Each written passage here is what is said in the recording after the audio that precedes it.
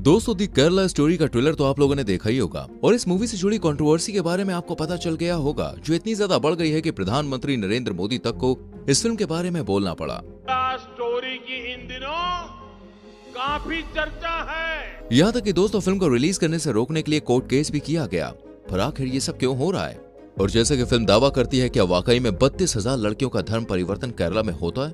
क्या ये कहानी सच्ची है या फिर एक सोची समझी एक फिल्म है? आज की इस वीडियो में दोस्तों हर एक चीज जानने की कोशिश करेंगे और समझेंगे क्यों ये मूवी इतनी ज्यादा कंट्रोवर्सी बटोर रही है। द केरला स्टोरी ये फिल्म दोस्तों 3 ऐसी लड़कियों की कहानी है जो केरल के अलग अलग राज्यों से नर्सिंग का कोर्स करने के लिए आती है। वहां पर उन्हें एक ऐसी लड़की मिलती है जो मुस्लिम संगठन का हिस्सा होती है और वो लड़की धीरे धीरे मजहब के नाम पर इन तीनों लड़कियों का ब्रेन वॉश करना शुरू कर देती है। इन्हें बताती है कि तुम्हारा भगवान कमजोर है और वो खुद अपनी रक्षा नहीं कर सकता, तो तुम्हें क्या बचाएगा। जिसके बाद वो मुस्लिम लड़की इन्हें लड़कों से मिलाती है जो इन लड़कियों के साथ प्यार का नाटक करते हैं और इन्हें प्रेग्नेंट करके छोड़ देते हैं। इसके अलावा भी फिल्म में बहुत कुछ है जिसे देखकर आपके पैरों तले जमीन खिसक जाएगी। पर सवाल ये आता है कि क्या ये सब सच है?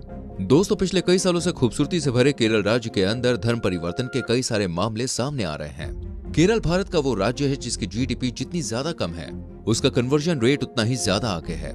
और बात अगर लोगों के धर्म परिवर्तन की हो तो एक बार नजरअंदाज भी किया जा सकता है, लेकिन दोस्तों ये धर्म परिवर्तन कब जाकर आतंकवाद की शक्ल ले लेता है पता ही नहीं चलता। और इस पूरे मैटर पर दी केरला स्टोरी मूवी बनाई गई है। इस फिल्म में उन लड़कियों की कहानी दिखाई गई है जिन्होंने इस्लाम कबूल किया है और फिर वो आतंकवादी संगठन ISIS का हिस्सा बन गए। 26 अप्रैल को जब पहली बार इस फिल्म का ट्रेलर लॉन्च हुआ था तो उसमें केरल की एक हिंदू लड़की शालिनी अपना परिचय देती हुई नजर आती है, जिसमें वो साफ साफ बताती है कि कैसे वहां पर पूरा एक संगठन चल रहा है जिसके लोग केरल में रहने वाली लड़कियों का ब्रेन वॉश करते हैं, उन्हें ड्रग्स देते हैं और फिर उसके बाद उनका कन्वर्जन करके उन्हें आतंकवादी संगठन का हिस्सा बना देते हैं।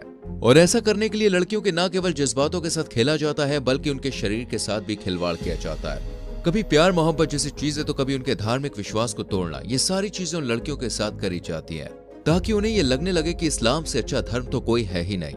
पर यहाँ पर सबसे बड़ा सवाल ये खड़ा होता है कि जब इतनी बड़ी संख्या में लड़कियों का धर्म परिवर्तन हो रहा था और उन्हें आतंकी संगठन का हिस्सा बनाया जा रहा था तो उस टाइम पे सरकार कहाँ थी और ये सब हुआ कैसे?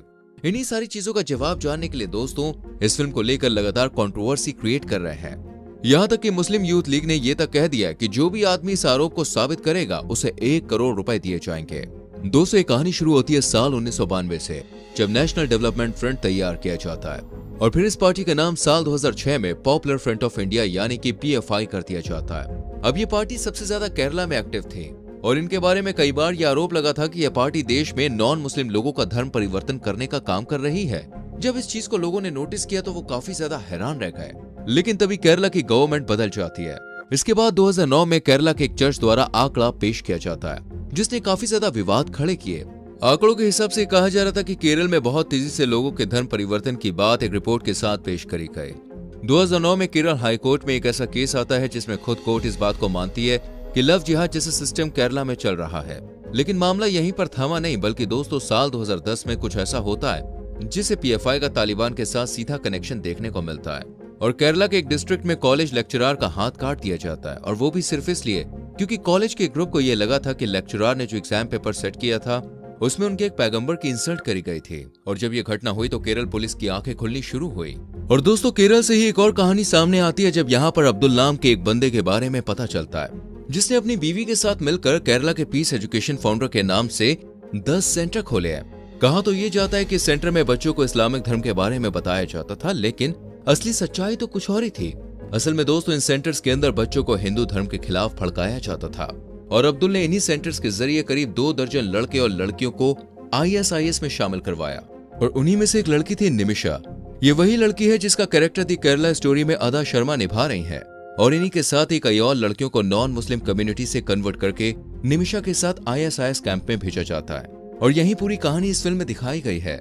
दोस्तों 2011 तक यह बात लोगों के सामने आ गई थी कि ISIS के स्लीपर सेल ने केरला के लोगों को अपना निशाना बनाना शुरू कर दिया।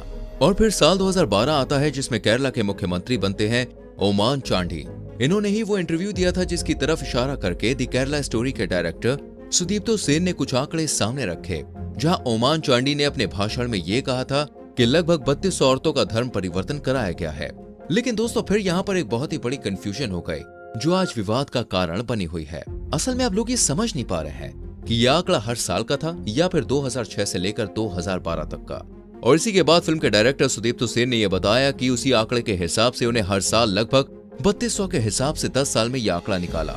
और जब एक न्यूज पोर्टल ने इन्हें फोन करके जानकारी मांगी तो इनका यह कहना था कि इसमें कुछ भी मनगढ़ंत नहीं है, बल्कि इसे लेकर उनके पास काफी सबूत है जिसे वो साबित भी कर सकते हैं। लेकिन हमें समझ में नहीं आ रहा है कि लोग आंकड़ों पर ही क्यों अटके हुए हैं। अगर ये किसी एक बेटी की कहानी भी है तो इसे लोगों तक पहुंचाना चाहिए, क्योंकि आजकल फिल्म के नाम पर लोग बड़े बड़े हीरो को देखकर खुश हो जाते हैं।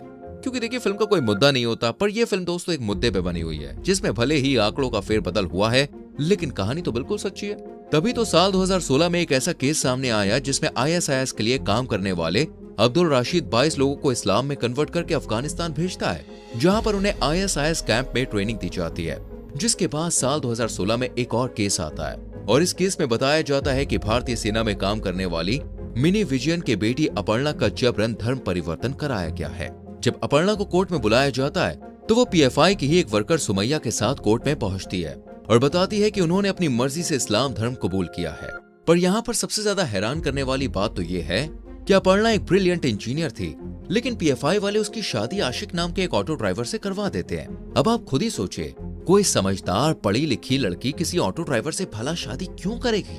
देखिए, हम ये नहीं कह रहे हैं कि वो ऐसा कर ही नहीं सकती, लेकिन जाहिर सी बात है कि परिवार वाले कोर्ट में कह रहे हैं कि उसका जबरन धर्म परिवर्तन कराया गया है, तो उनकी बात में कोई ना कोई सच्चाई तो हो सकती है। और इस वक्त न जाने कितने सारे माँ बाप केरला में अपनी बेटियों का ब्रेन वॉश होते हुए देखते हैं, उन्हें अपनी ही आंखों के सामने प्यार में पड़कर घर वालों को भूलते हुए देखते हैं, और फिर एक दिन उनकी बेटी अचानक से गायब हो जाती है।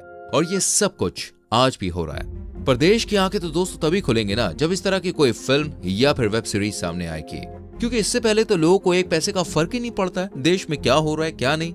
आज दी केरला स्टोरी कुछ लोगों को अच्छी लग रही है तो कुछ लोग इसे लेकर विवाद कर रहे हैं, लेकिन इसकी चर्चाएं हो रही हैं क्योंकि दोस्तों कहीं ना कहीं ये कहानी सच्ची है। और इस फिल्म को देखने के बाद कई सारी लड़कियों को ये समझ में आ जाएगा कि किस तरह उनका ब्रेन वॉश किया जाता है। देखिए, हम ये नहीं कह रहे कि दो अलग अलग मजहब के लोगों के बीच में प्यार नहीं हो सकता, बिल्कुल हो सकता है, लेकिन जो प्यार आपको धर्म परिवर्तन करने के लिए कहे, जो प्यार आपको आपके ही भगवान और माता पिता से अलग कर दे, वो प्यार भला किस काम का? क्योंकि अगर आप हल्का सा भी किसी के झांसे में फंस गए तो कितनी आसानी से जिंदगी बर्बाद होती है, उसका सबसे बड़ा नमूना ये फिल्म है। एक सनसनीखेज घटना ने केरला की रूह तक को हिला दिया है, जिसे आपको एक बार तो भाई देखना ही चाहिए। अगर आपने फिल्म देख ली, आपको कैसी लगी मुझे कमेंट करके जरूर बताएं। वीडियो को लाइक और शेयर भी करें और आने वाली वीडियोस को देखने के लिए चैनल को सब्सक्राइब करके बेल आइकन प्रेस करें जिससे आने वाली वीडियोस मिस ना हो। मिलते हैं अगली वीडियो में, till then bye bye, take care.